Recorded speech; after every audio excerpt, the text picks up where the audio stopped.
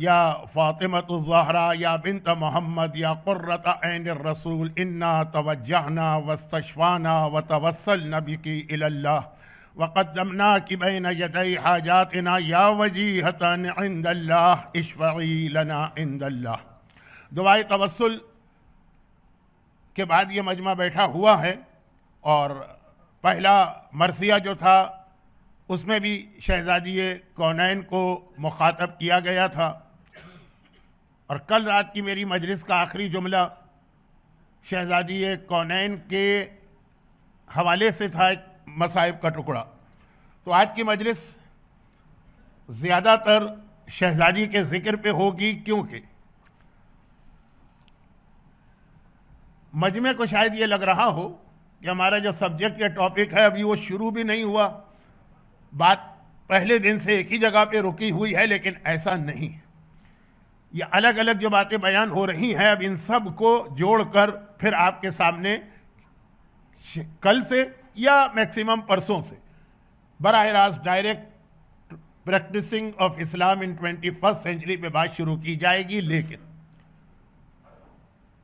Practising of Islam in the 1st century हो या 21st century, इसमें औरत का रोल बहुत अहम होता है। इस एतबार से मैंने ये गुजारिश की थी कि आज की मजलिस, आपको लगेगा कि सब्जेक्ट से हटकर है, लेकिन ये आगे चलकर बहुत अहम बनेगी। शुरू में दो रिक्वेस्ट, आज की मजलिस के शुरू में दो रिक्वेस्ट। पहली रिक्वेस्ट उन लोगों से है जो बिल्कुल आगे बैठे होते हैं। पर्सनली मैं इसको अच्छा नहीं समझता, कोई शरीयत का मसला नहीं बता रहा हूँ, कोई हलाल और हराम की बात नहीं कर रहा हूँ, कोई वाजिब वगैरह का जिक्र नहीं, लेकिन पर्सनली मैं इसको अच्छा नहीं समझता कि एक बार अगर मजलिस शुरू हो जाए तो उसके बाद मसलन मैं अगर आ रहा हूँ तो मजमा एहतराम में खड़ा हो जाए। नहीं, मजलिस शुरू हो चुकी है, शहज़ादी कौनैन भी तशरीफ़ फरमा है, ख़वातीन के दरमियान मासूम भी होंगे, तो आप हजरात कम अज़ कम मेरी हद तक अपनी जगह बैठे रहिए। ये आगे वालों से रिक्वेस्ट है कि मरसिया भी इनकी वजह से डिस्टर्ब होता है जो ये मुझे इज्जत दे रहे होते। और दूसरी रिक्वेस्ट उन लोगों से है कि जो ऑनलाइन मजालिस सुन रहे हैं, जो बहुत ही ज़्यादा एक्सपीरियंस किस्म का मजमा है ना, मजालिस में आके बैठना एक चीज़ है और मजलिस सुनना एक और चीज़। तो जो लोग मजलिस सुन रहे हैं और सुनते रहते हैं, उनको समटाइम्स ये मालूम हो जाता है कि आज जो मौलाना इस वक्त जो चीज़ पढ़ रहे हैं, या किसी ना किसी ने रिक्वेस्ट की होगी। और यही होता है कि बाज़ औक़ात ऐसी बातें जो मैं कई जगह, मैं तो एक स्टूडेंट हूँ, बड़े बड़े उलमा भी कई जगह पढ़ चुके हैं, और आजकल तो चूँकि ज़माना सोशल मीडिया का है तो क्लिप बन बन के पता नहीं कितने लोगों के पास पहुँच जाते हैं। लेकिन इसके बाद जब किसी इमामबाड़े में जाना होता है तो एक दो या इससे ज़्यादा मोमिनीन रिक्वेस्ट करते हैं कि मौलाना वो ज़रा रिपीट कर दीजिए, हमने नहीं सुना। अब वो ऑनलाइन वाले हैं, वो ये कहते हैं कि हमने तो 500 दफ़ा सुन लिया, और ये मोमिन कहता है कि नहीं, ये एक अहम बात है मेरे पॉइंट ऑफ व्यू से, मैंने नहीं सुना, आप इसको बता दीजिए। और मैं कहता हूँ कि नहीं, ये तो कई इसके क्लिप तो बहुत फैल चुके हैं। तो कहते हैं मौलाना आप उनके लिए यहाँ आए हैं या आप हमारे लिए आए हैं? तो अब मसला यही है कि अगर मैं इस हुज्जत में मजलिस पढ़ रहा हूँ तो हुज्जत के मजमे के लिए पढ़ रहा हूँ, बाकी दुनिया वालों के लिए बहुत सारी मजलिसें हो रही हैं, तो थोड़ी सी रिपीटिशन या तकरार अगर है तो आप वो फ़ौरन चैनल चेंज करके कहीं और जा सकते हैं। ये एक रिक्वेस्ट थी मेरी, बजाय इसके कि आप मजलिस सुने भी और बाद में मेरे ऊपर प्रेशर भी डालें। अब वमन यब्तग़ी गैरल इस्लाम दीना, कल ये आयत तिलावत की सूरह आले इमरान की, आज सूरह माइदा की आयत तिलावत की, फिर इन्न दीना इंदल्लाहिल इस्लाम, ये आयतों का एक सिलसिला। क्योंकि वीकडेज़ में टाइम बहुत कम होता है और कल या परसों से बड़ी रातें शुरू होने वाली, तो बहुत सारी बातों में मैं आयतों का रेफरेंस भी नहीं दूंगा, कहीं आयत पढ़ने का वक्त भी नहीं होगा, सिर्फ तर्जमा पढ़ूंगा, कहीं सिर्फ एक लफ्ज़। ये अभी एक दो दिन का प्रॉब्लम है। तो अभी आयतें हैं जो बता रही कि आखिरत में नजात तो सिर्फ उसको मिलेगी कि जिसने इस्लाम को कबूल किया। लेकिन ये याद रखिए कि जो जुमला कल का था मजलिस के शुरू में, आखिर वाला नहीं, शुरू वाला, कि जो कुछ भी इस्लाम है, इसका प्रोटेक्शन होगा जब तक कि आप गदीर को बचा के रखेंगे, और गदीर बची रहेगी जब तक कि आप आज़ादारी को बचा के रखेंगे। इस्लाम नाम है रसूल खुदा की 23 साल की उन मेहनतों और एफर्ट्स का, कि खुद यह फरमाया कि किसी नबी को आज तक इतनी अज़ियत नहीं दी गई या इतना स्ट्रगल नहीं करना पड़ा जितना मुझे, पैगंबर की हदीस। और वह पैगंबर की ये सारी मेहनत को बचाने वाले का नाम है मुश्किल कुशा हैदर कर्रार अली इब्न अबी तालिब, और मकसद दुरूद भेजे मोहम्मद वाले। ये मेरा जुमला नहीं है, वक्त कम है ना, तो मैंने वो जो मशहूर बातें हैं वो नहीं पढ़ी। या यो रसूल बल्लिग मा उन्ज़िला इलैका मिन रब्बिक व इन लम तफ़अल फमा बल्लग़्त रिसालत। अगर गदीर का पैगाम नहीं पहुंचाया तो रिसालत समझिए कुछ भी नहीं पहुंचाया। ये कुरान की आयत थी, लेकिन टाइम नहीं था तो मैंने कल भी आयत कोट नहीं की, आज भी ज़रा जल्दी जल्दी पढ़ना पड़ा। और मौलाए कायनात की सारी मेहनतें बचती हैं जब आप आज़ादारी, अच्छा आज़ादारी क्या चीज़ है, अब मैं इसकी तफसील में नहीं जा रहा हूँ, 2 दिन बात हो चुकी है, दैट्स इनफ। आज़ादारी जो है ना, उसका मेन फोकस या आज़ादारी में जो मेन रोल है वह ख़वातीन का होता है। चुनांचे आप आज़ादारी के हवाले से देखेंगे कि शहजादी कौनैन ही का जिक्र हो रहा है, पहला मरसिया पढ़ा जा रहा था। आज़ादारी के हवाले से शहजादी ज़ैनब का जिक्र हो रहा, और आज़ादारी वाक़ान जो आज तक हम तक पहुँची, जो हमारे पास ये आई है आज़ादारी, इसमें औरतों का रोल मर्दों से ज़्यादा है। आप दिन में एक मजलिस सुनते हैं वीकडेज़ में, और वो भी आपकी मजबूरी, और भी तो शरई वाजिबात हैं, लेकिन ख़वातीन सुबह से लेकर शाम तक, शाम से लेकर सुबह तक। तो इस एतबार से ये हदीस किस्सा आजकल हमारे यहाँ कम पढ़ी जाती है, शायद मुझे नहीं मालूम, क्योंकि इस वक्त हदीस किस्सा के हवाले से एक एंटी हदीस किस्सा लॉबी भी बहुत ज़्यादा हमारे यहाँ एक्टिव है, जिसके नतीजे में जहाँ जहाँ हदीस किस्सा थी उसको भी ख़त्म किया जा रहा। अब जाके हमारे मराजे से पूछिए, आयतुल्लाह उज़्मा शेख वहीद खुरासानी से जाके पूछिए, और दीगर मराजे, तो हदीस किस्सा का एक जुमला है, वो जुमला हम और आप सुनते हैं और उसके ऊपर फ़ौरन दुरूद तो भेजते हैं, लेकिन उसके पीछे बहुत अहम मैसेज। और वो जुमला क्या है? हम फातिमा तो व अबूहा व बालुहा व बनूहा।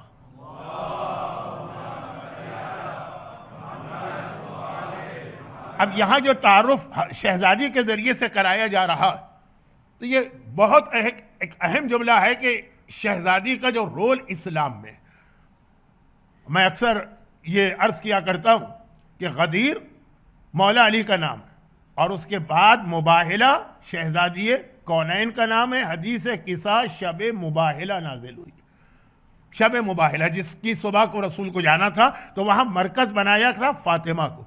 पैगाम दिया जा रहा है कि कल की मुबाहिले की जो फतह और कामयाबी होगी वो फातिमा की वजह से होगी। तौहीन वाला जुमला न बने, रसूल खुदा मौला और हसनैन का रोल इतना अहम नहीं होगा मुबाहिले में। ये बिल्कुल एक अलग मौजू हो जाएगा, मैं उधर जाना नहीं चाह रहा हूँ। तो शहजादी के हवाले से जो आज़ादारी है तो उसमें हर जगह ज़िक्र फातिमा ही होगा। अब इसमें पहले एक बात तो ये समझ लीजिए कि दुआए तवस्सुल की वजह से मैंने ये बात शुरू की ना, कि हम और आप जब मुसीबतों और परेशानियों में घिर जाते हैं, बहुत प्रॉब्लम आते हैं, हमारा तो एक ही सहारा होता है कि अल्लाह की बारगाह में जाना है अहले बैत के ज़रिए से, अहले बैत के वसीले से। ये एक अलग बात है कि आजकल वसीला, तवस्सुल, इवन अहले बैत, इनके ख़िलाफ़ भी एक लॉबी आ रही।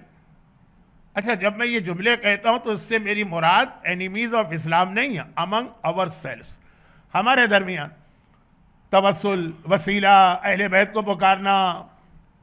अब ये बहुत सारी बातें अगर मैं शुरू कर दूंगा तो आज का मौजू रह जाएगा, लेकिन बहरहाल ये तयशुदा मसला है शीयत का कि अहले बैत के वसीले के बगैर ना दुनिया में आपको कुछ मिल सकता है ना आखिरत में कुछ मिल सकता। दुआए तवस्सुल इसकी एक प्रैक्टिकल फॉर्म है जो हम आज की रात पढ़ते हैं, लेकिन मेरा सवाल इसके बाद है, वो ये है कि आपको कोई प्रॉब्लम हो, आपको कोई परेशानी हो, आप अहले बैत का वसीला इख्तियार करते। अहले बैत को कोई प्रॉब्लम और परेशानी हो तो वो किसका वसीला इख्तियार करते? तो अब एक सवाल तो एक जवाब तो यह है कि अहले बैत को तो किसी वसीले की ज़रूरत ही नहीं। लेकिन नहीं, हमारे पास हदीसें हैं, रिवायतें हैं जिस पर यह बताया गया कि अहले बैत को जब कोई परेशानी और मुसीबत होती है तो वह शहजादी कौनैन का वसीला इख्तियार करते हैं। फातिमा वसीला बनती हैं खुद अहले बैत के लिए, और शहजादी का वो अहम नाम जो हदीस किसा जो दुआए तवस्सुल में आया, हम फातिमतु ज़हरा, दो नाम आए ना, एक फातिमा एक ज़हरा, ये दुआए तवस्सुल में दो नाम, दो बहुत अहम।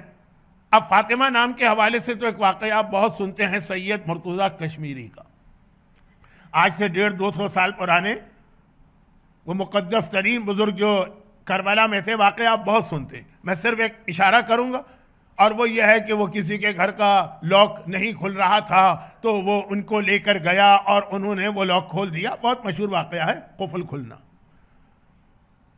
और जब पूछा उस आदमी ने कि आपने क्या पढ़ के ये कुफल खोला, तो उन्होंने कहा मैंने अपनी दादी का नाम लिया था। बहुत मशहूर वाक़या, और मैं अक्सर उसमें एक जुमला शामिल करता हूँ कि अरे ये तो सारे दुनिया के लॉक हैं और दुनिया के कुफल हैं, नाम फातिमा से खुलते हैं, जन्नत का दरवाज़ा भी नहीं खुल सकता जब तक कि नाम फातिमा ना लोगे। ये अब नाम फातिमा पर तो बहुत सारी मेरी मजालिस है। उसके बाद दूसरा जो दुआए तवस्सुल अभी आज हुई है ना, इसलिए थोड़ी सी बातें उसके कॉन्टेक्स्ट में, या फातिमतु ज़हरा ज़हरा। अब आजकल के हालात में, कल रात की मसाइब की आखिरी गुफ्तगू क्या थी? शहजादी, बाज़ार कूफा और बाज़ार शाम और सोगरा। ज़हरा, ज़हरा के माने क्या? इस पर ज़रा गौर कीजिए। वो तो मालूम है हर पढ़े लिखे आदमी को, लेकिन उससे एक प्रैक्टिकल आज का मैसेज, और फिर उसके हवाले से आगे मैं एक मजलिस में बात करूंगा। गर्चे हिजाब के बारे में बहुत बोला जाता है, अब हिजाब के बारे में कहना एक तरह से वेस्टेज ऑफ टाइम है, लेकिन नहीं, चाहे वो 1st सेंचुरी हो, चाहे 21st सेंचुरी हो, चाहे 31st सेंचुरी हो, हिजाब इस्लाम का एक अहम तरीन हिस्सा है, वो अपनी जगह बात रहेगी। ज़हरा, ज़हरा की तशरीह यही तो है ना कि शहजादी के चेहरे से एक नूर, एक क्या कहेंगे, लाइट, सुबह, दोपहर और शाम को इस तरह से आसमानों की जानिब जाती थी कि फजर की नमाज के वक्त, जोहर की नमाज के वक्त और मगरिब की नमाज के वक्त, यानी दिन का स्टार्ट बिल्कुल नून, दिन का मिडिल, और जब दिन खत्म हो रहा है, शहजादी मुसल्ले पे खड़ी होती हैं, शहजादी के चेहरे से एक नूर निकलता है, एक रोशनी निकलती है जो आसमान तक जाती है, और अरबी में इसको ज़हरा कहते हैं, लाइट। अच्छा, अब यहाँ पे रुक के एक छोटी सी बात और अर्ज कर दूँ। 21st सेंचुरी का इस्लाम, मैंने कहा ना कि कुछ अलग अलग बातें आएंगी जो बाद में इसको हम जोड़ेंगे। इसके हवाले से कि इस्लाम आज के ज़माने में ज़रा सा आउटडेटेड लगता है, नऊज़ुबिल्लाह, या बहुत स्ट्रिक्ट लगता है। लोग कहते हैं 100 साल पहले तो मुमकिन था, लेकिन आज की इस प्रैक्टिकल लाइफ में छोटे छोटे बच्चे ये किस तरीके से इस्लाम के अहकामात पे अमल कर सकते हैं, तफसील बाद में आएगी, स्टार्ट होगी। लेकिन नमाज की बात आई है ना, तो एक जुमला कह दूँ, नमाज। कल आपने सुना कि हज़रत अबू ज़र ग़िफ़ारी कहते थे कि जब मुझे पहचानना हो कि यह आदमी मोमिन है कि मुनाफिक है, भाई मुनाफिक भी अपनी ज़बान पे ज़िक्र अली तो लाता। मैं ज़्यादा खुल के कहना नहीं चाहता, वरना तो ऐसे बड़े बड़े मुनाफिकीन थे, लेकिन गदीर खुम में जिस तरह से आके मौला को मुबारकबाद दे रहे थे और कह रहे थे कि बखिन बखिन लका यब्ना अबी तालिब असबात मौला या व मौला कुल्ल मोमिन व मोमिना। अरे मुबारक हो, आज तो आप मेरे भी मौला बन गए। तो बहुत ही मशहूर जुमला है। तो ज़बान से तो वो मुनाफिक भी अली का नाम ले रहा। तो अबू ज़र ने जो 3 बातें बताई उसको रिपीट नहीं करना, उसमें एक नमाज थी। नमाज के ज़रिए हम पहचानते थे कि ये मोमिन है कि मुनाफिक है। और नमाज में एक उसूल, और वो ये कि क्या उसूल, कि नमाज जो इस्लाम ने रखी है, अब नमाज जमात पेश नमाज के लिए या इमाम के लिए इस्लाम का हाईली रिकमेंडेड हुक्म है। और वो ये है कि जब तुम नमाज पढ़ाओ तो अपने पीछे नमाज पढ़ने वालों में जो वीकेस्ट मोमिन है उसका ख्याल करके नमाज पढ़ाओगे। ये नहीं है कि तुम चूंकि खुद बहुत स्ट्रांग, बहुत ताकतवर हो तो बहुत लंबी नमाज पढ़ा रहे हो। बेचारे बूढ़े आदमी, बुजुर्ग आदमी, किसी से खड़ा नहीं हुआ जा रहा, किसी से बैठा नहीं जा रहा, किसी के लिए अपना वुजू बचाना मुश्किल हो रहा है, और तुम चूंकि अपनी ताकत में हो तो तुम इतनी लंबी लंबी नमाज पढ़ा रहे, लंबे रुकू, लंबे सजदे, इतनी फास्ट के दूसरे वीकेस्ट मोमिन जो तुम्हारे पीछे है तुम्हें उसका ख्याल करना। बल्कि एक वाकया भी है ना कि पैगंबर ने जिसको यमन का गवर्नर बना के भेजा था और जब वो वापस आके उन्होंने रिपोर्ट दी थी तो उसमें कंप्लेन की थी कि या रसूल अल्लाह, कुछ लोग ऐसे हैं जो नमाज जमात अटेंड नहीं करते। बहुत लंबी बात हो जाएगी और टाइम कम होता है, इसलिए मैं शॉर्ट कर रहा हूँ। तो पैगंबर ने उन लोगों को बुलाया और कहा कि ये मेरा अपॉइंटेड गवर्नर है और ये नमाज जमात पढ़ा रहा है और तुम जमात नहीं पढ़ते हो। तो कहा या रसूल अल्लाह, मगर ये भी तो देखिए ना कि कैसी नमाज जमात पढ़ा रहे हैं। ये इतनी लंबी नमाज जमात पढ़ाते हैं, हमें काम भी करना है, हमें अपनी दुकान भी खोलना है, हमें दूसरे बिजनेस भी करना है। ये तो फारिग आदमी है, गवर्नर है ना, और तो कोई काम ही नहीं है। तो ये तो बहुत लंबी नमाज पढ़ा रहे हैं। अल्लाह के रसूल ने इन लोगों को नहीं डांटा कि नमाज के बारे में तुम क्या बात कह रहे हो, नमाज तो जितनी लंबी हो उतना अच्छा है। नहीं, गवर्नर को डांटा और कहा कि तुम नमाज पढ़ा रहे हो कि लोगों को ज़बह कर रहे हो। अपनी नमाज जैसी जितनी लंबी पढ़ो, तुम्हारी मर्जी, लेकिन जब जमात पढ़ा रहे हो तो तुम्हें लोगों का ख्याल करना, सबसे कमज़ोर आदमी का ख्याल करते हुए नमाज पढ़ाना है। तो ये हमारे यहाँ बहुत ही हाईली रिकमेंडेड हुक्म है इमाम के लिए। तो इसमें देखिए, इसमें फ़िलॉसफी क्या है? फ़िलॉसफी ये है कि अल्लाह के रसूल इतने अहम वाजिबात में भी कमज़ोर तरीन आदमी का ख्याल कर रहे हैं। अब आ जाइए, जब दीन के अहकामात पैगंबर के ज़माने में नाजिल हो रहे थे, उसी वक्त बहुत सारे मुसलमान थे जो कहते थे कि या रसूल अल्लाह, बस इतना सा वाजिब और बड़ा होना चाहिए वाजिब। मतलब नमाज के लिए तो एक हदीस पढ़ी जाती है जो ज़रा सी कंट्रोवर्शियल है कि वो ऑथेंटिक है कि नहीं। मैं भी उसको ऑथेंटिक नहीं मानता हूँ, हदीस मुरसल है, लेकिन बहरहाल गलत नहीं। और वो ये है कि वो 50 नमाजें वाजिब की थी और फिर पैगंबर ने हज़रत मूसा के कहने पर कम कर कर कर कर कर के 5 कम 5 कम, यहाँ तक के 5 पे पहुँचाया। एक है ना हदीस के रसूल खुदा को मेराज में 50 नमाजें मिली थी, वापस आ रहे थे, रास्ते में मूसा मिल गए कि क्या करने जा रहे हैं, मैं तो देखे हुए हूँ अपनी उम्मत को, इतनी नमाजें नहीं पढ़ेंगे वो लोग, कम कराइए। पैगंबर ने कम कराई। लेकिन ये हदीस का ये टुकड़ा कि मूसा बार बार रसूल खुदा को वापस भेज रहे थे अल्लाह के पास जाके नमाज कम कराई, ये टुकड़ा सही हो कि सही ना हो, लेकिन ये बात तयशुदा है कि जब अल्लाह की तरफ से अहकामात आ रहे हैं तो उस वक्त पैगंबर इस्लाम एक रिक्वेस्ट अल्लाह से कर रहे हैं। और एक नहीं, कितनी हदीसें हैं, इसको कोट करने का टाइम नहीं। मैं कभी रेफरेंस दूंगा आखिर में कि पैगंबर रिक्वेस्ट कर रहे हैं कि आए खुदा, ज़रा सा इस वाजिब को आसान कर दे, ज़रा सा इस वाजिब को नरम कर दे, ज़रा सा इस वाजिब में कमी कर दे। फुला चीज़ मसलन हराम है तो इतना जो हराम है इसको ज़रा सा कम कर दे। सूरह बकरा की लास्ट आयत, रब्बना ला तुआखिज़ना इन नसीना और अख्ताना, उसकी तफसीर पढ़ लीजिए। आज से 15 साल पहले इस मिंबर पे मैं वो पूरी आयत और उसका पूरा वाकया पढ़ चुका। पैगंबर रिक्वेस्ट कर करके कम कर रहे हैं। हजरत मूसा के कहने पे गए कि नहीं गए ये एक कंट्रोवर्शियल मसला, लेकिन पैगंबर खुद रिक्वेस्ट करके कम कर रहे हैं। अब आ रहे हैं, अब आए मदीने में। मदीना क्या, पुराना जमाना 1400 साल पहले का। अरे 1400 साल पहले की बात छोड़िए, 70 साल पहले अपने बुजुर्गों से पूछिए, आपके बुजुर्ग क्या मसला आप लोगों की ईस्ट अफ्रीका की लाइफ कितनी इजी लाइफ होती थी। शाम के 4 बजे 5 बजे सब कारोबार वोबार दुकानें बंद हो गई, अब आप आ गए घर के अंदर और टाइम ही टाइम। बल्कि मुझे याद है कि उस वक्त की जनरेशन जो यहाँ आई थी वो कहती थी, याद करती थी ईस्ट अफ्रीका की उस आरामदेह जिंदगी को। टाइम ही टाइम था, क्योंकि पुराने ज़माने का सेटअप ही ऐसा था कि आदमी के पास बस सुबह से शाम तक है, शाम के बाद खाली, टाइम बहुत है। तो 1400 साल पहले तो और ज़्यादा टाइम होता था। तो लोग कहते भी थे, काश मेरे पास इतना टाइम होता कि मैं हर चीज़ का रेफरेंस देता, पूरी रिवायत पढ़ के तो ज़्यादा मज़ा आता। लेकिन रिवायत पढ़ने जाता हूँ, एक रिवायत में 15 मिनट निकल जाते हैं। तो उसकी समरी कि जब पैगंबर ये नमाजें लेकर आए, इसकी मज़ीद तफसील आएगी कि नमाजें किस तरह आई, वो बात की चीज़ है। क्योंकि 21st सेंचुरी में इस्लाम पर अमल करने की बेहतरीन ट्रेनिंग नमाज देती, वो बात की चीज़। एक आध दिन के बाद अभी तो ये सुन लीजिए। तो उस वक्त के मुसलमान, और कौन मुसलमान, कल एक जुमला मैंने कहा था वो आज के लिए था, वो ये था कि मक्के में मुसलमानों को तो नमाज पढ़ने नहीं दी जा रही थी।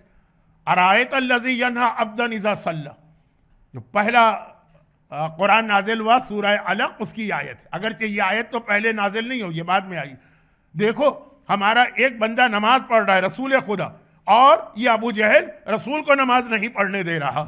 जब रसूल खुदा को प्रोटेक्शन देने वाली हजरत अबू तालिब जैसी पर्सनालिटी, उसके बावजूद पैगंबर को नमाज नहीं पढ़ने दी जा रही, तो आप मुसलमान तो नमाज पढ़ ही नहीं सकते।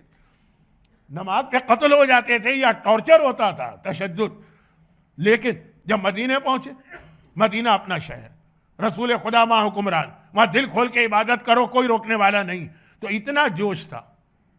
आज भी दुनिया के जिन इलाकों में मसलन अज़ादारी पे पाबंदी, फर्ज कीजिए वो जालिम हुकूमत खत्म हो जाए, वो डिक्टेटर मारा जाए, उसके बाद हालात ठीक हो जाए, तो शुरू शुरू में इतना ज्यादा जोश होगा इंसान के अंदर। और आज़ादारी नहीं, कोई भी इबादत आप देख ले, जब पाबंदी हट जाती है ना, शुरू में आदमी में बड़ा जोश होता है कि 15 साल से हमको रोका गया, अब हमको आज़ादी मिली।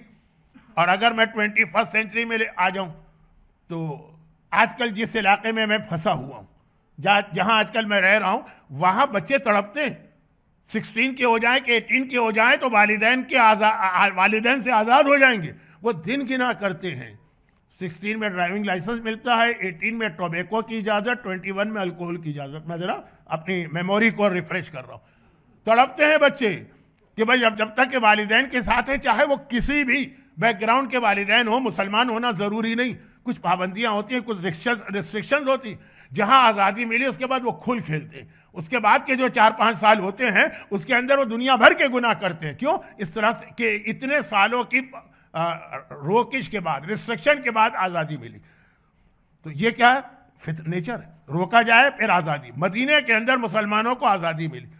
मक्के में किस चीज़ से रोका जा रहा था? शराब पीने से कोई नहीं रोक रहा था, सुअर खाने से कोई नहीं रोक रहा था, बेहिजाबी से कोई नहीं रोक रहा था, म्यूजिक कंसर्ट अटेंड करने से कोई नहीं रोक रहा था। ये सब आजकल मैं कह रहा हूँ, आजकल के बच्चे, अपने बच्चे नहीं हैं, आम बच्चे जो हैं, लेकिन वो एक ह्यूमन नेचर है। पहले आप रोकेंगे, फिर अगर आप परमिशन देंगे तो शुरू के चंद साल, 4-5 साल, तो वो बिल्कुल बाकी दुनिया भूल के उसी चीज़ में लग जाएगा। मदीने में इबादत के हवाले से ही हुआ कि अब मक्के में तुम अल्लाह का नाम नहीं ले सकते थे, नमाज नहीं पढ़ सकते थे, जिक्र खुदा नहीं कर सकते थे। मदीना तुम्हारा शहर है, जिस तरह से दिल चाहे करो। तो अब 5 नमाजें उनको बहुत कम लगी। बस या रसूलल्लाह, 24 घंटे के अंदर 1440 मिनट्स में हम सिर्फ 5 नमाजें पढ़े। तकरीबन 1500 मिनट हमारे पास है अल्लाह के लिए, सिर्फ 20 मिनट ये नमाज। मुतमईन नहीं, सेटिस्फाई नहीं।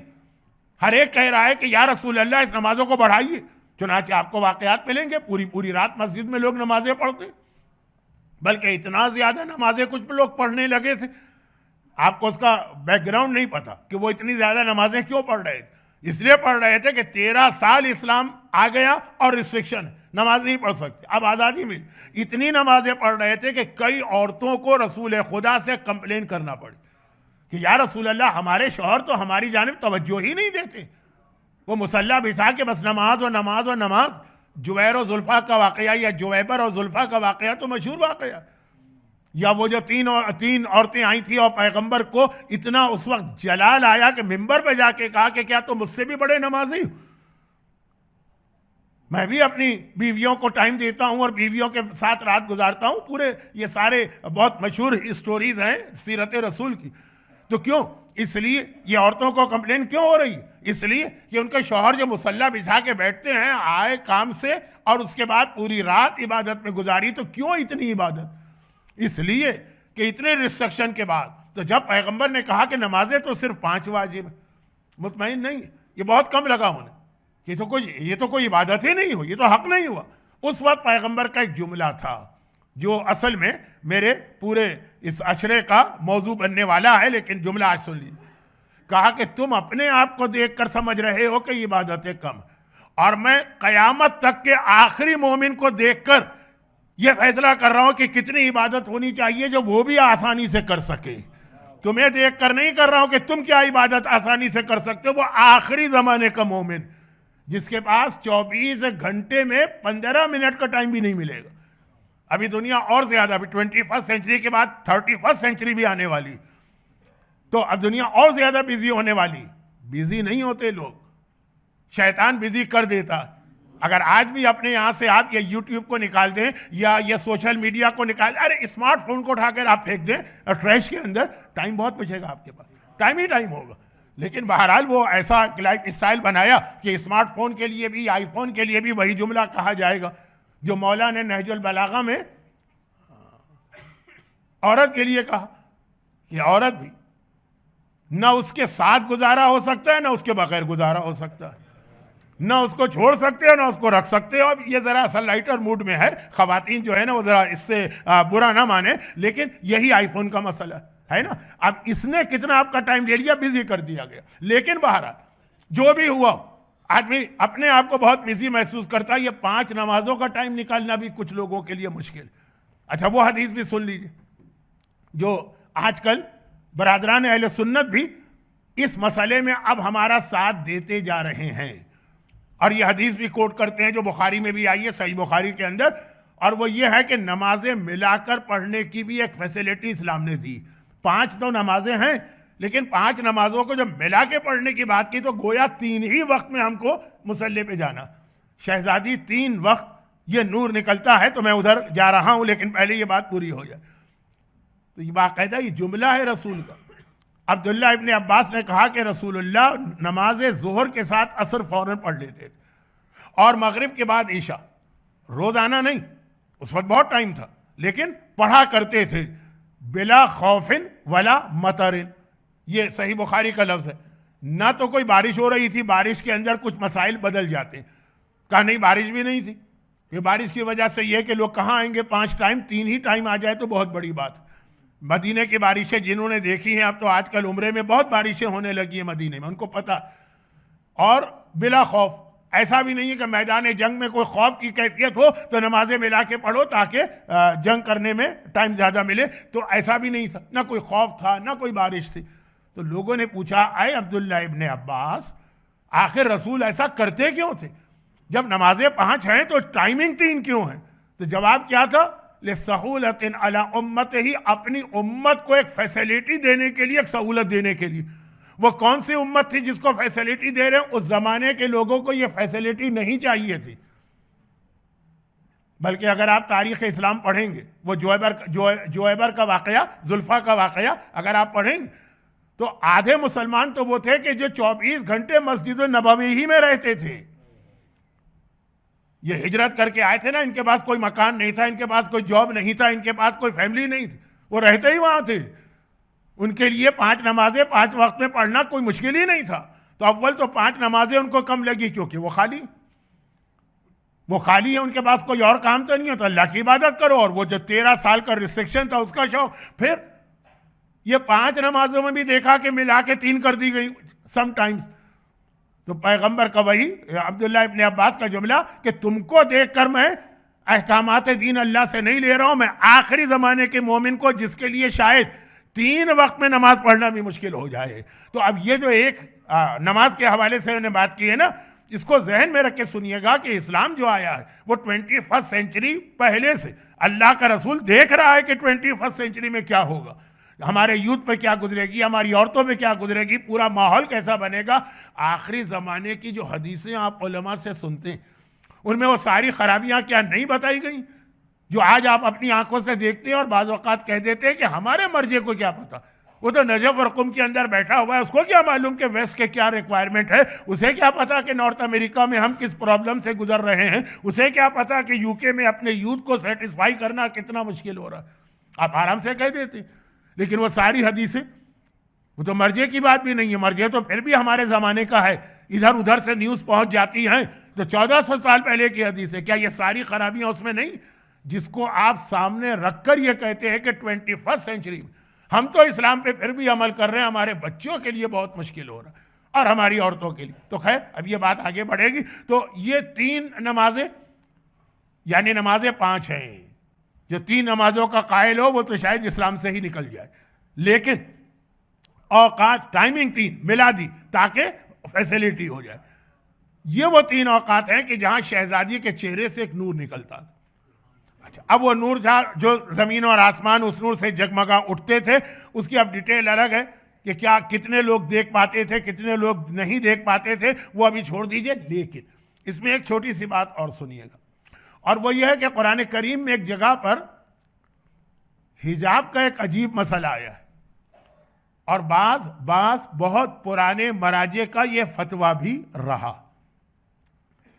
बाज़ औक़ात ये इशारा करना पड़ता है, क्योंकि मसलन जैसे इस वक्त आयतुल्लाह सिस्तानी, उनके फतवे बच्चे बच्चे को याद हो गए हैं। अब अगर बात का कोई मर्जी उनके फतवे से हट के कोई फतवा देगा तो आपको बहुत अजीब लगेगा। आज तक तो सुना ही नहीं हमने, ये कहाँ से नया फतवा निकल आया। तो बताना पड़ता है कि तकलीद हम जिनकी कर रहे हैं उनके फतवे हैं, लेकिन उसी ज़माने में दूसरे फतवे भी होते हैं। अब ये एक अलग एक आर्गूमेंट है कि वाई ये क्यों अलग फतवे होते हैं, वो छोड़ दीजिए। हो सकता है कि ये भी 21st सेंचुरी का एक प्रॉब्लम है, तो मैं थोड़ा सा टच करूं। खुलासा ये है कि बात पुराने मराजे का ये फतवा भी है जो मैं बता रहा हूं। आप कहेंगे प्रैक्टिकल नहीं, और वाकई शायद प्रैक्टिकल ना भी हो। वो ये है कि औरत को औरतों से भी हिजाब करना वाजिब है। मैं खवातीन से रिक्वेस्ट कर रहा हूं कि मेरा मौजू आज हिजाब नहीं।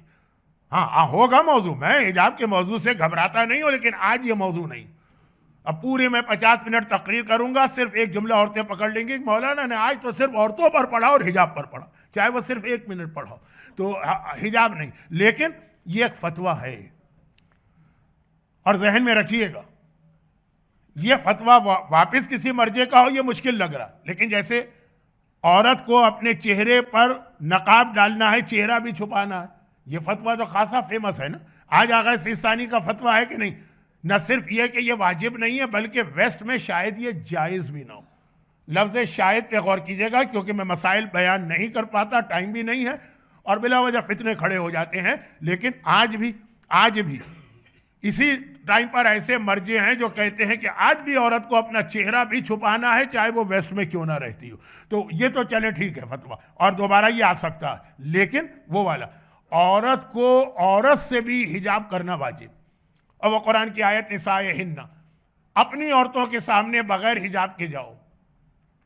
वह आयत पढ़ने का टाइम नहीं था, दिल तो चाह रहा था पढ़ूं, लेकिन अभी वक्त मेरे हाथ से भागा जा रहा है। अपनी औरतों के सामने औरत, वो आयत चल रही है कि बाप से हिजाब नहीं है, और औलाद से हिजाब नहीं है, और चचा से हिजाब नहीं है, और मसलन मामू से हिजाब नहीं है, और अपनी औरतों से हिजाब नहीं। तो इसका मतलब ये निकला कि दूसरी औरतों से हिजाब करना, यह कुरान की आयत। गर्चे कुरान से ज्यादा मजलूम किताब कोई नहीं है कि हर आदमी अपने मतलब की बात कहीं ना कहीं से खींचतान के कुरान से निकाल लेता। अब अंदाजा करें कि शिमर करबला में इतना जुल्म कर रहा है, कहता है ये तो मैं वो कर रहा हूं जो कुरान में आया। अरे ये कौन सा कुरान है जिसके अंदर तेरे ये मजालिम आए का? वो कुरान कहता है अतीउल्लाह व अतीउर रसूल व उलुल अम्र मिनकुम, तुम पर वाजिब है कि अपने हुक्मरान की इताअत करो। हुक्मरान ने कहा हुसैन को शहीद करो, तो मैंने शहीद कर दिया, ये तो मैंने कुरान पे अमल किया। अच्छा, उस एक्सट्रीम पर हम नहीं जाते हैं, लेकिन हमारे यहाँ भी कुरान से खेलने वाले बहुत लोग हैं, लेकिन बहुत सेंसिटिव मौजू है, टाइम नहीं है, छोड़ दीजिए। फिलहाल ये बात अपनी औरतों से हिजाब नहीं है। और ये जो अपनी औरतों का लफ्ज़ आया कुरान में, ये किस सीक्वेंस में आया? बाप, बेटा, भाई, खालू, मामू, इस सीक्वेंस में आया। और अपनी औरतें, इनसे हिजाब नहीं करो। अब एक फतवा कि औरत के लिए नॉन मुस्लिम औरत से हिजाब वाजिब है, जैसे नामहरम मर्दों से वाजिब है। मैं तो शायद एग्जम्प्ट हो जाऊं अपनी आई साइट वीक होने की बना पर, ये तो खाली मजाक की बात थी, खैर। लेकिन कहा कि अपनी औरतें यानी मुसलमान औरत से हिजाब नहीं करेगी, गैर मुस्लिम से करेगी। अच्छा, अब ये आयत अपनी जगह, इस पर बहुत लंबी बहस है, उसको छोड़िए। उसका एक रीज़न भी है हदीसों में। अब ज़रूरी नहीं है कि जो हदीस सारी ज़िंदगी आप सुनते हो वो ऑथेंटिक भी हो। मसलन जो मैंने अभी अपने लिए एक जुमला मजाक में कहा ना, एक हदीस आपने बहुत सुनी होगी, लेकिन वो ऑथेंटिक तो नहीं, कि शहजादी ने कहा था कि बाबा अगर आपका ये सहाबी ब्लाइंड या अंधा है तो मैं तो अंधी नहीं हूं ना, इसलिए मैं कमरे में जा रही। यह शहजादी के हिजाब का मेयार तो हो सकता है, लेकिन हमारी औरतों से ये डिमांड नहीं की जाएगी। अच्छा, तो ये वाली हदीस एक है कि मासूम से पूछा गया कि कुरान ने ये क्यों कहा कि दूसरी औरतों से हिजाब कराओ अपनी औरत को। और आज भी बाद मुसलमान फिरके इस पर अमल करते, वो अपनी औरत को यानी अपनी बीवी को औरतों के सामने भी नहीं जाने देते। तो इमाम ने जवाब दिया इसलिए कि अगर एक नॉन मुस्लिम औरत है तो उसके पास तो वो कुरान और इस्लाम और वो सब कंसेप्ट नहीं होगा। वो तुम्हारी औरतों को देखेगी और जाने के बाद इनके फीचर्स अपने शौहरों को और अपने घर के मर्दों को बता सकती। तो मुसलमान औरत बहुत ज्यादा अगर लीनियंसी है इस्लाम में तो चेहरा खोलने की, लेकिन बाकी जो जिस्म, अब मैं क्या बात मिंबर पे करूं, बहुत बेहुदा बातें हो जाएंगी। कहा लेकिन अगर एक मुसलमान एक मोमिना औरत है वो तो एहतराम करेगी, प्राइवेसी का और इन चीज़ों का, लेकिन क्योंकि खौफ खुदा इसके पास है, यानी होना चाहिए। हो सकता है कि बाद मोमिना औरतें जो हैं वो नॉन मुस्लिम औरतों से भी ज़्यादा अल्लाह के बारे में बेखौफ हो जाएं, लेकिन इमाम एक आम माहौल जो था कि नॉन मुस्लिम औरतें अपने शौहरों को बताएंगी कि भाई फला औरत जो इतना हिजाब करती है ना, उसका चेहरा ऐसा और उसका जिस्म ऐसा और उसका, वो सारी बातें अब तफसील में जाने की ज़रूरत का, इसलिए उन औरतों से भी अपनी औरतों का हिजाब करो। और ये तो खैर कुरान ने हमसे नहीं कहा कराओ, औरतों से कहा डायरेक्ट। औरत की अपनी एक अहमियत है, ऐसा नहीं है कि इस्लाम जो बात करे थ्रू उसके शौहर करे, नहीं, उसकी अपनी एक अहमियत। तुम अपने आप को छुपाओ, ये हो गई बात। ये इसकी तफसील में नहीं जा रहा हूँ, ये सिर्फ मैंने बताया कि इसीलिए बात बराजे का फतवा, औरत को औरत से भी हिजाब करना, ऐसी औरतों से जो जिसके बारे में ये चांसेस हैं कि वो मुसलमान या मोमिना और बाहिजाब औरत की तफसील दूसरों को बताएगी। अब मैं लफ्ज़ मैंने कह दिया कि उसके जिस्म की तफसील बताएगी, इससे ज़्यादा मिंबर पे मैं कहना नहीं चाहता, ठीक। अब यहाँ पे एक सवाल ये आता, और ये एक बहुत अहम सवाल कि शहजादी कौन है, ठीक है, बलवा आम में कल की मजलिस का आखिरी जुमला, नामहरमों में इस तरह से नहीं जाएंगी, लेकिन औरतों के बीच में तो आती थी शहजादी कौन है। बल्कि कितने वाक़यात हैं कि यहूदी दुल्हन की शादी में गई, या शमऊन की बीवी मर गई तो गुस्ल मैयत देने रात के वक्त गई, और या वो जो बच्ची थी एक यहूदी जो शहजादी से बहुत अटैच थी, बराबर घर उसका करीब था, वो थी किसी और मज़हब पर लेकिन शहजादी से बहुत मोहब्बत करती थी। बल्कि उसमें एक वाक़या भी आता है कि एक दिन वो अपने हाथ से एक डिश बना के लाई और कहा शहजादी से कि ये मेरी ख्वाहिश कि ये आज मेरे हाथ का पक्का हुआ खाना है, आप इसको इस्तेमाल करें। अब मसला फिर नजासत, तहारत, ये सब, तो शहजादी ने उसका दिल नहीं तोड़ा, उसको कबूल करके रख लिया कि हाँ दे जाओ, हम बाद में इस्तेमाल करेंगे। ये नहीं कहा खाएंगे, इस्तेमाल करें। और फिर किसी दूसरे यहूदी को बतौर तोहफा भिजवा दिया शॉर्ट। तो अब ये इन सब के सामने शहजादी जाती, अच्छा इनको तो छोड़े, जो मुसलमान औरतें थी, शहजादी कौनैन की दुश्मनी तो आपको पता है ना कि कितनी ज़्यादा रही। एक जुमला मैं कह रहा हूँ, काश हालात ऐसे होते कि इसकी तफसील में मैं जाता, दिल चाहता है कि तफसील में जाऊं ताकि हमारे बच्चों को पता चले कि हिस्ट्री क्या है। लेकिन मसला यह है कि उन बच्चों को क्या बताऊं जो मेरी मजलिस में तो होते ही नहीं। तो जहां होते हैं वहां उनको तफसील मालूम हो जाएगी, लेकिन वहां भी खुल के नहीं होना चाहिए।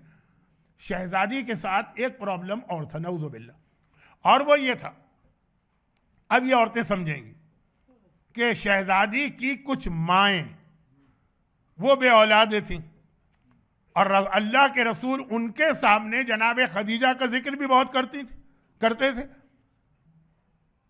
एक रिश्ता होता है, अंग्रेजी में इसे क्या कहते हैं ये बाद में मुझे बताइएगा, मिंबर पर नहीं बताइएगा, सौकन का, सौत का।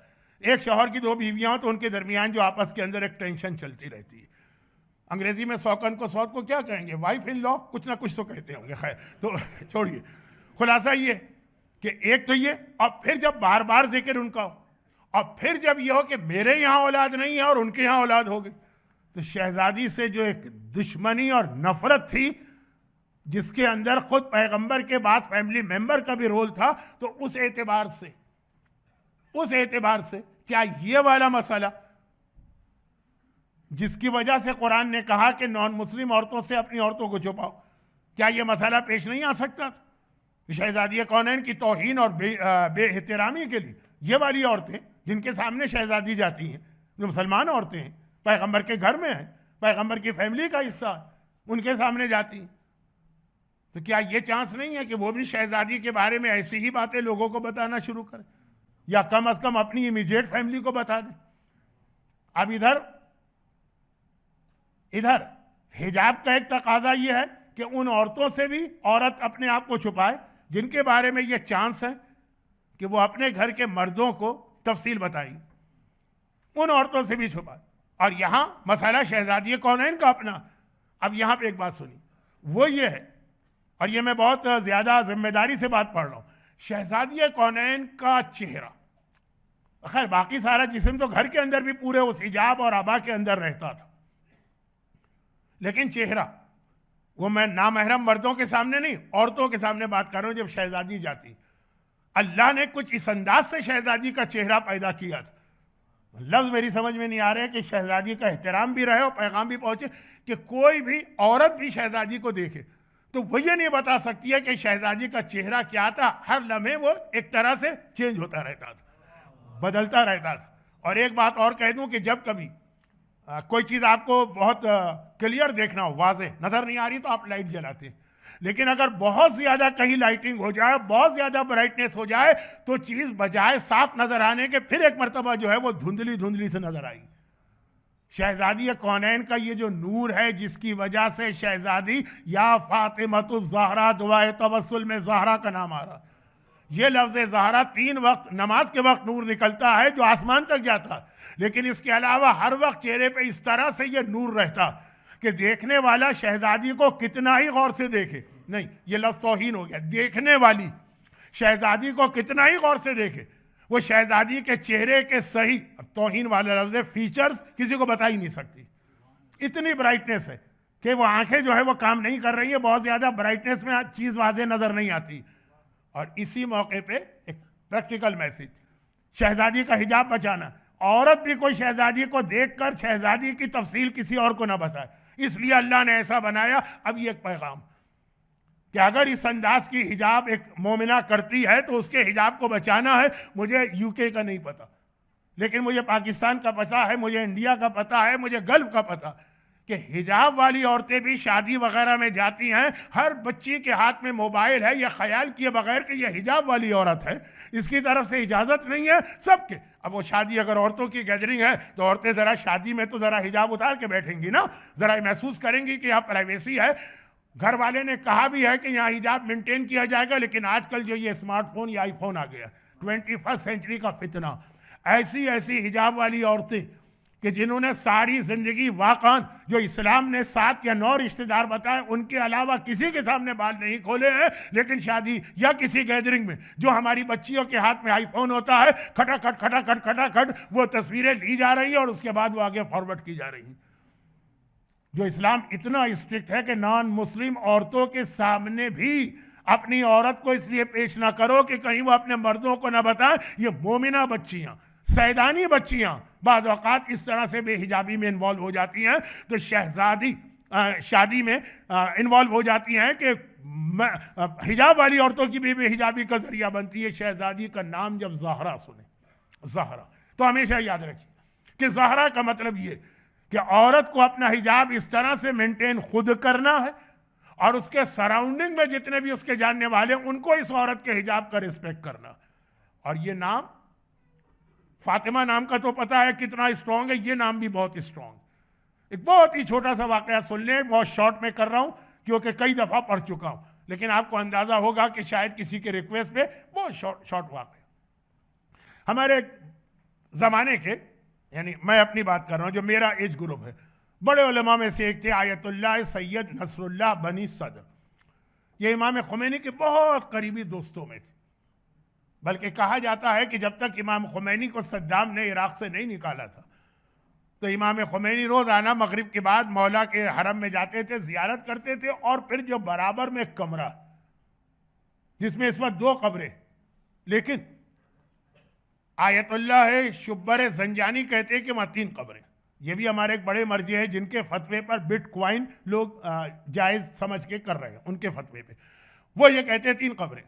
एक तो आगा मोहम्मद हुसैन इस्फहानी, आगा खुई के अहम तरीन उस्ताद में से एक, और दूसरी कब्र इमाम खुमैनी के बड़े बेटे मुस्तफ़ा खुमैनी की है।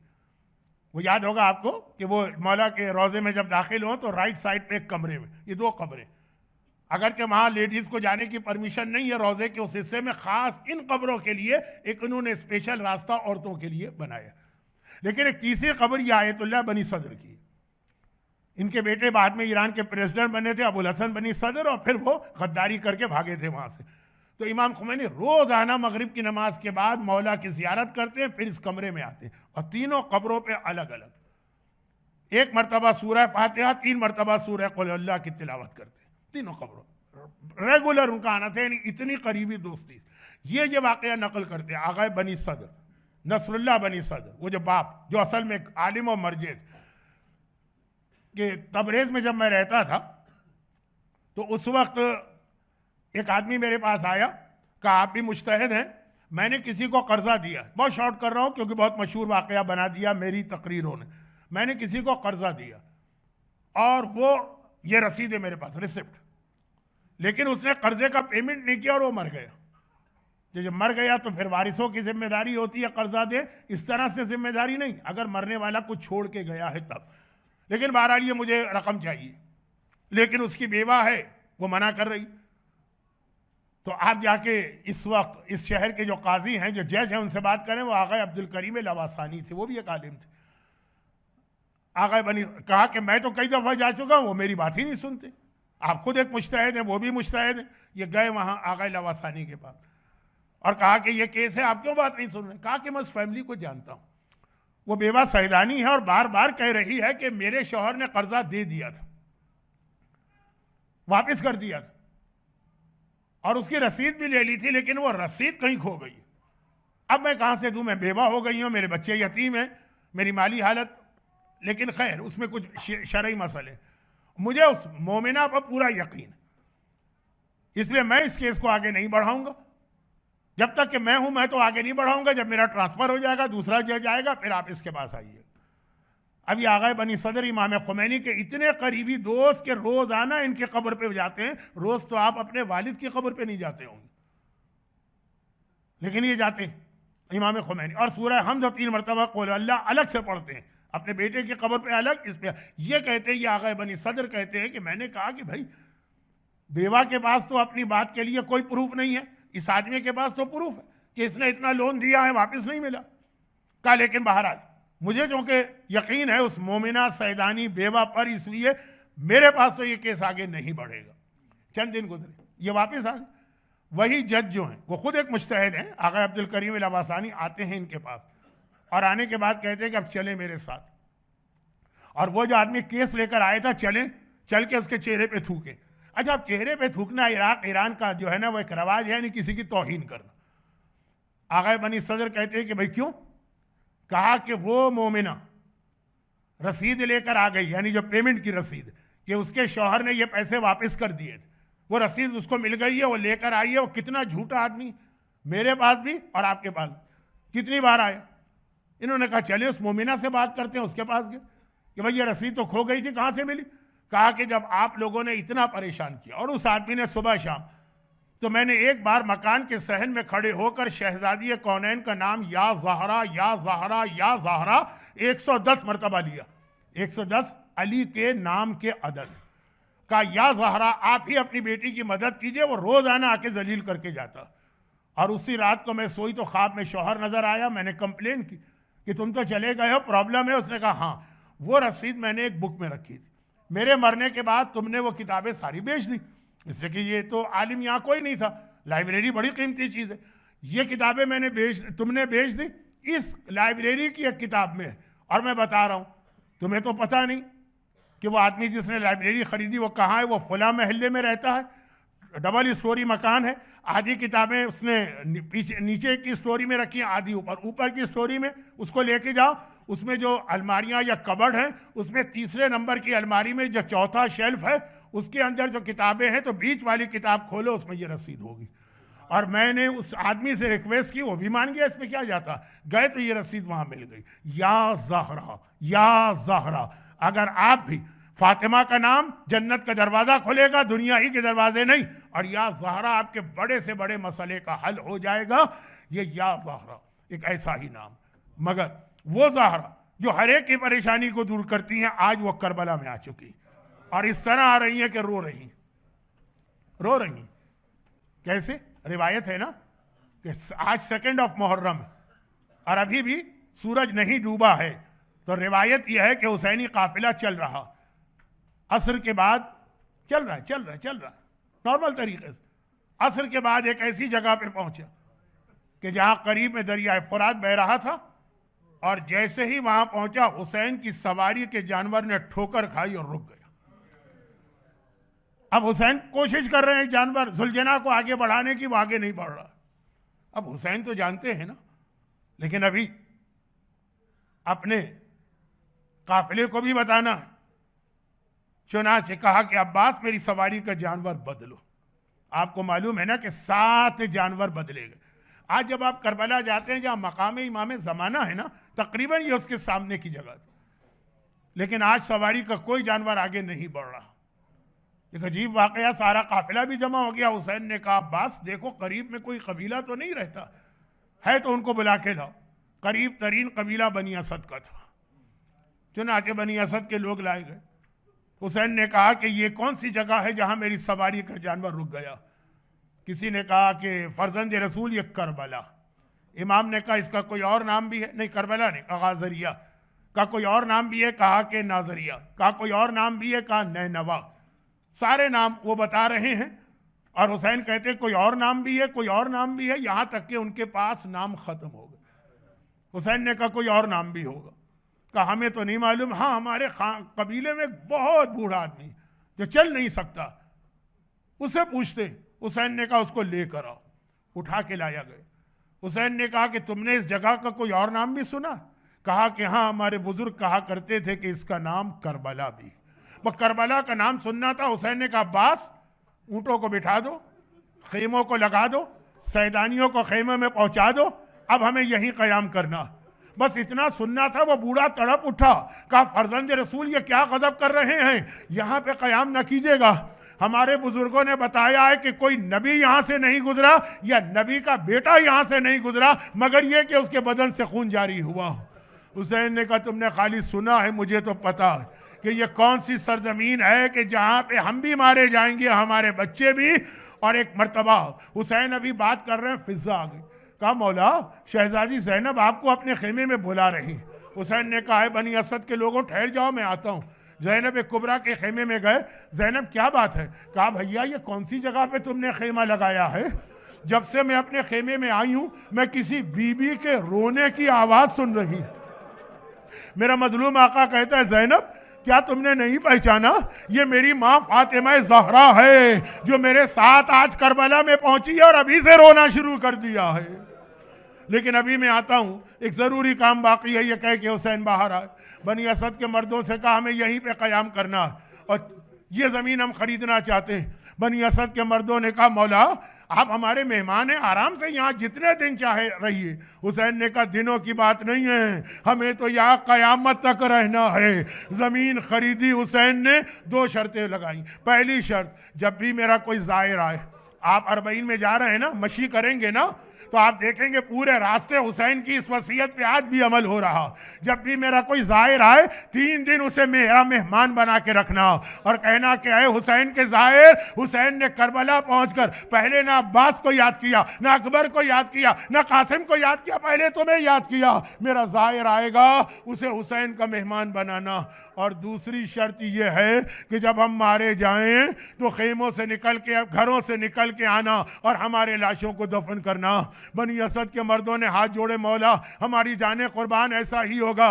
कहा कि नहीं, अपने अपने कबीले की सारी औरतों को भिजवाओ। कबीले की औरतें आबाएं संभालती हुई, चादरें सर पे डालती हुई परेशान परेशान आई। अल्लाह आज हम भी इस काबिल हो गए कि फर्जंद रसूल की कोई खिदमत करें। हाथ जोड़े, मौला हमारे लिए क्या हुक्म है? कहा हो सकता है लश्कर यजीद के डर से तुम्हारे मर्द घरों से बाहर ना निकले। वादा करो जब फुरात के किनारे पानी भरने आओगी तो पानी भरते भरते हमारे लाशों को दफन कर जाओगी। सारी औरतों ने आंसू बहाते हुए कहा मौला जाने कुर्बान, हम ये खिदमत करेंगे। कहा इस तरह नहीं, जाके अपने बच्चों को भिजवाओ। अब छोटे छोटे बच्चे, औनो मोहम्मद के हमसिन बच्चे एक मर्तबा दौड़ते दौड़ते आए। कहा मौला हमारे लिए भी कोई काम है? कहा कि हाँ, हो सकता है तुम्हारे बाप तुम्हारी माँ लश्कर यजीद के डर से बाहर ना निकले। मुझसे वादा करना खेलते खेलते आओगे, मुट्ठियों में खाक लेकर हमारे लाशों पे डालोगे। लेकिन एक सवाल मेरा, मौला के इस आखिरी जुमले ने बताया कि मौला कह रहे अगर लाशें दफन ना कर सको तो कम से कम एक मुट्ठी खाक डालो। तो मौला सज्जाद, मौला ज़ैनुल आबिदीन, आपने अपने बाबा के लाशे को दफन ना किया, एक मुट्ठी खाक ही डाल देते तो क्या जवाब देगा मेरा चौथा इमाम? एक मर्तबा कहेगा तुमने सवाल तो कर लिया लेकिन देखो मेरे गले में तौक है, हाथों में हथकड़ी है, पाँव में बेड़ी है, हाँ ये जवान एक मुट्ठी खाक भी डाले तो कैसे